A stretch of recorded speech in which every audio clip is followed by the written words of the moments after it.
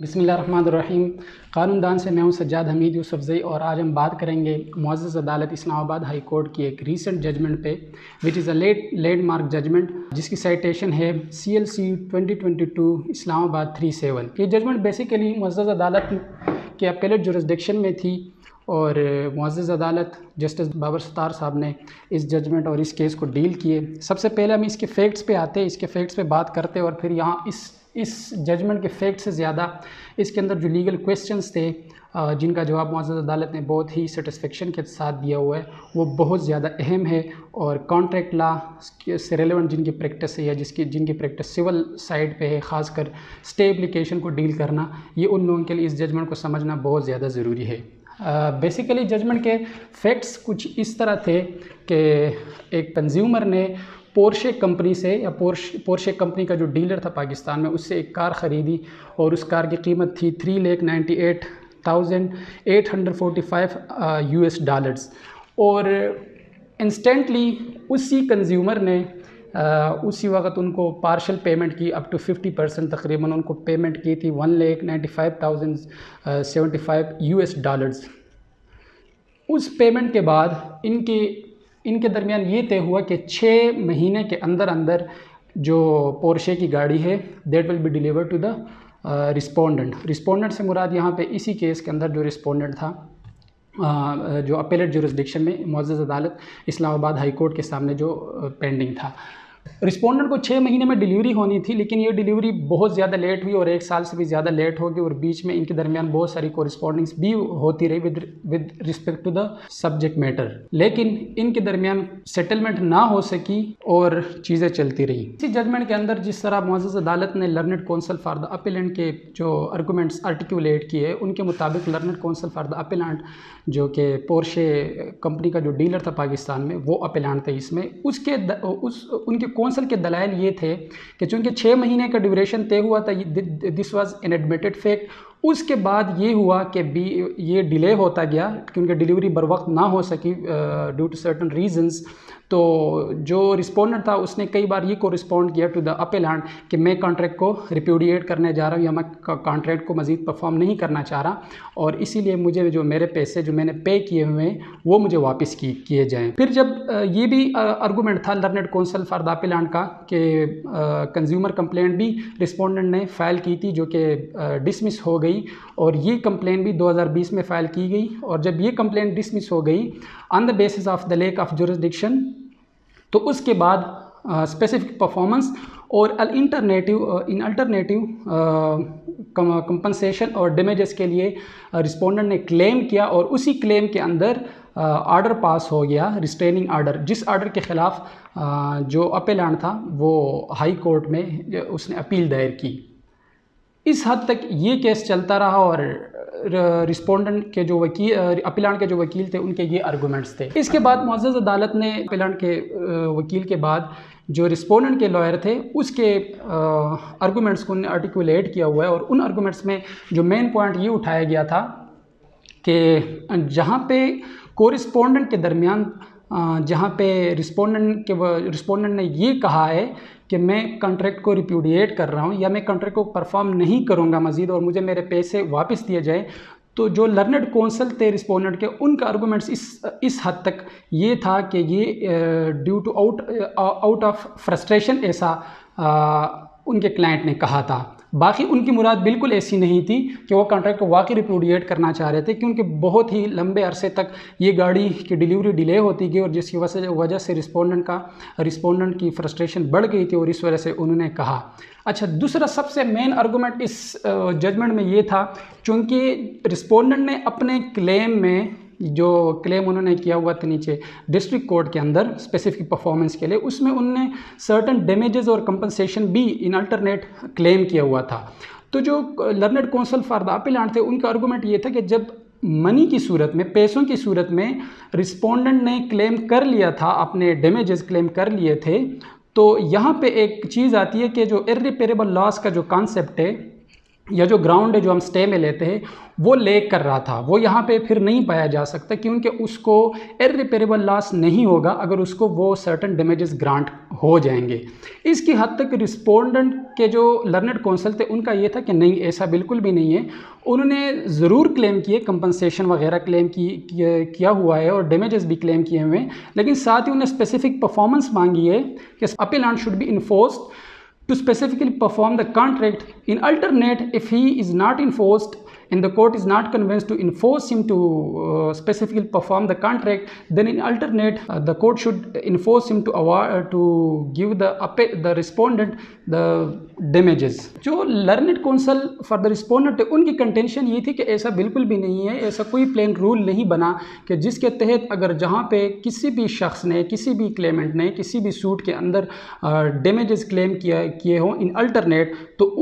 उसके केस में इररिपेरेबल लॉस का जो ग्राउंड है दैट विल बी लैकिंग। तो उन्होंने ये कहा कि ये कोई प्लेन रूल नहीं है, और यही चीज़ बाद में अदालत ने भी यही कहा कि ये कोई प्लेन रूल नहीं है कि जहाँ पे कोई भी रिस्पोंडेंट या कोई भी पिटिशनर डैमेजेस क्लेम करेगा और इन फॉर्म ऑफ मनी, तो उस सूरत में इररिपेरेबल लॉस जो है वो लेक समझा जाएगा, वो मिसिंग समझा जाएगा, और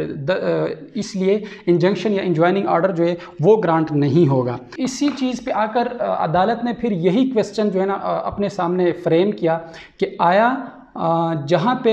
कोई भी पिटिशनर या कोई भी एप्लीकेंट जहाँ पे मॉनेटरी टर्म्स के अंदर कुछ डैमेजेस क्लेम करता है या कंपनसेशन क्लेम करता है, तो क्या हर सूरत में हम ये समझेंगे या अदालत ये समझेगी कि इररिपेरेबल लॉस का जो ग्राउंड है वो मिसिंग है और इसका रिजल्ट ये होगा, या कॉन्सिक्वेंशियली द इंजॉइनिंग ऑर्डर और the injunctive order should not be granted to the applicant. इस पे मुअज़्ज़ज़ अदालत ने जो 2-3 जजमेंट्स थी, बहुत ही लैंडमार्क जजमेंट है, उनका जायज़ा लिया और उनको एनालाइज़ किया, और उन्हीं जजमेंट्स पे रिलायंस प्लेस किया था learned counsel for the appellant ने। उन्होंने ये कहा था कि देखिए जो 2 लैंडमार्क जजमेंट्स है, एक तो जो पूरी जजमेंट है जिसको हम पूरी के नाम से जानते हैं, और दूसरी बोलान बेवरेजेस की जो जजमेंट है, और दोनों की साइटेशन है। पूरी की जो जजमेंट है 2004 SCMR 1092, और जो Bolan beverages versus PepsiCo limited जो जजमेंट है 2004 CLD 1530। इन दोनों जजमेंट्स के अंदर भी यही इंजंक्टिव ऑर्डर का इशू था, और इनमें जो एप्लीकेंट्स थे उन्होंने इंजंक्टिव ऑर्डर मांगा। इंजंक्टिव ऑर्डर बार बार रिफ्यूज़ होता गया और सुप्रीम कोर्ट तक दोनों जजमेंट्स आई, और दोनों जजमेंट्स के अंदर सुप्रीम कोर्ट ने भी इंजंक्टिव ऑर्डर रिफ्यूज़ ही किया उनको। इसी पे learned counsel for the appellant जो थे उन्होंने रिलायंस करते हुए उन्होंने कहा कि देखिए इन जजमेंट्स के अंदर भी इन अल्टरनेट जो कंपनसेशन मांगी थी इन टर्म्स ऑफ मनी, उन पे रिलायंस करते हुए अदालत ने ये होल्ड किया था ओपिनियन कि उन्होंने मॉनेटरी टर्म्स में कंपनसेशन मांगी है, इसलिए जो इररिपेरेबल लॉस का ग्राउंड है that is missing in the instant case, thus injunctive order should not be granted to the applicant. ऐसा बिल्कुल भी नहीं है कि मुअज़्ज़ज़ अदालत सुप्रीम कोर्ट ने सिर्फ इस बुनियाद पर इंजंक्टिव ऑर्डर रिफ्यूज़ किया था कि इन्होंने कंपनसेशन मांगी, और कंपनसेशन मांगने की सूरत में इररिपेरेबल लॉस एग्जिस्ट नहीं करता। मुअज़्ज़ज़ अदालत ने ये कहा कि ये एग्जिस्ट करता है क्योंकि हर कॉन्ट्रैक्ट के या हर केस के अपने सर्कमस्टांसेस होते हैं, और हर केस के अंदर ये डिटरमिन नहीं किया जा सकता कि एक्चुअल लॉस किसी भी एप्लीकेंट को कितना हुआ है। तो हम कैसे ये कह सकते हैं कि जब मॉनेटरी टर्म में वो कोई कंपनसेशन डिमांड करेगा तो वही एडिक्वेट रेमेडी है उसके लिए, if specific performance is not granted या the contract is not enforced specifically by the court। मुअज़्ज़ज़ अदालत ने ये भी यहाँ पे कहा कि देखें जो इन्फोर्समेंट ऑफ कॉन्ट्रैक्ट है specifically that is the discretion of the court, लेकिन कोर्ट ने सबसे पहले इसी चीज़ को देखना है और कॉन्ट्रैक्ट के जो टर्म्स एंड कंडीशन है उनको ऑनर करना है और स्पेसिफिकली इन्फोर्स करने की कोशिश करनी है if the court is satisfied. अगर कोर्ट सेटिस्फाइड नहीं है तो दूसरा जो चॉइस है या जो दूसरा रास्ता है वो कोर्ट के पास ये है कि फिर वो जो एप्लीकेंट होगा या जो एग्रीव पार्टी होगी उसको डैमेजेस और कंपनसेशन ग्रांट करे इन टर्म्स ऑफ मनी। मज़ीद ये कि इस मकाम पे मुअज़्ज़ज़ अदालत ने ये भी ओपिनियन होल्ड किया कि ऑर्डर 2 रूल 2 जो है वो बेसिकली इस चीज़ पर है या इस नुक्ते पर बहस करता है या इस नुक्ते को वाज़ेह करता है कि प्लेंटिफ अपनी पूरे क्लेम को एक ही सूट के अंदर लाएगा और वो दो सूट के अंदर क्लेम को नहीं लाएगा। ये इस वजह से कि मल्टीप्लिसिटी ऑफ सूट को अवॉइड किया जा सके और कोर्ट का जो प्रीशियस टाइम है उसको ज़ाया होने से बचाया जा सके। इस केस में भी यही कहा अदालत ने कि अगर जो रिस्पोंडेंट है उसने स्पेसिफिक परफॉर्मेंस भी क्लेम की हुई है और इन अल्टरनेट उसने डैमेजेस भी क्लेम किए हुए हैं, तो ऑर्डर 2 रूल 2 इसको बार नहीं करता बल्कि इसको हक देते हैं कि दोनों क्लेम एक ही सूट के अंदर करे। इसी तरह मुअज़्ज़ज़ अदालत ने यहाँ पे ये भी कहा कि ऑर्डर 2 रूल 2 के अंदर क्लेम और रिलीफ दोनों को अलग किया हुआ है। अगर क्लेम को रिलिंग्विश करता है in order to bring the suit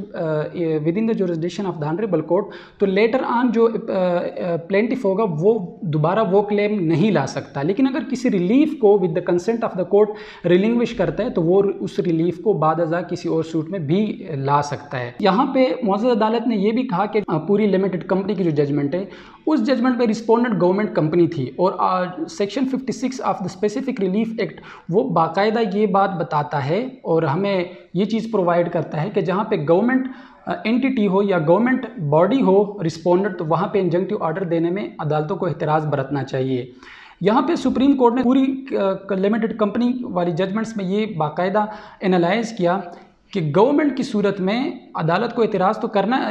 तो करना चाहिए और वो रिस्ट्रेन रहना चाहिए अदालत को, लेकिन unless and until compelling reason, अगर कंपेलिंग रीज़न हो तो उस सूरत में इंजंक्टिव ऑर्डर ग्रांट हो सकता है। लेकिन फिर भी अदालत ने ये कहा कि this is the description of the court और कोर्ट को सारे सर्कमस्टांसिस को रखकर हर केस को उसके सर्कमस्टांसिस के मुताबिक ही डील करना चाहिए। मज़ीद मुअज़्ज़ज़ अदालत ने ये कहा कि जो ये बात कहना कि जहाँ पर डैमेजेस क्लेम किए जाएँ इन टर्म्स ऑफ मनी, तो उस सूरत में इर्रिपेरेबल लॉस जो है वो एग्जिस्ट नहीं करता होगा। ये कोई प्लेन मीनिंग नहीं है, न कोई प्लेन रूल है कि जिसको हर जजमेंट में without having regard to the circumstances of in the special situation of the case, आप हर केस पे इसको अप्लाई नहीं कर सकते, बल्कि हर केस के अपने सर्कमस्टांसेस और उस सर्कमस्टांसेस के मुताबिक ही उसको देखना चाहिए। यहाँ से आगे जाकर जो